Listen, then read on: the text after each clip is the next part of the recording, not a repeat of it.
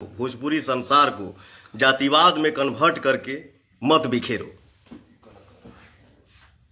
जिसके तुम फैन हो उसका बड़ाई करो ना, जम के तारीफ करो, खूब प्रशंसा करो। भगवान करे कि सबसे आगे तुम बढ़ो। जिसका फैन हो खूब नाम कमाओ, जिसके फैन हो वो भी बहुत बड़ा स्टार बने। इससे पवन सिंह को जलन नहीं होता है। अरे यार, हमारे मार्केट में जितने नए स्टार आएंगे हमारी इंडस्ट्री और ग्रोथ करेगी और बढ़ेगी, हमारा और नाम होगा। किसी के आने से किसी के जाने से कोई फ्लॉप नहीं होता है बाबू।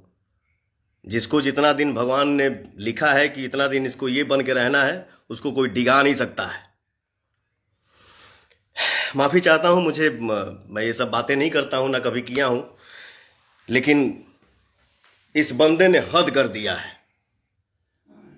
मुझसे विनती है, जिसके फैन हो उसका खूब बड़ाई करो, जम के तारीफ करो, बिल्कुल करना चाहिए।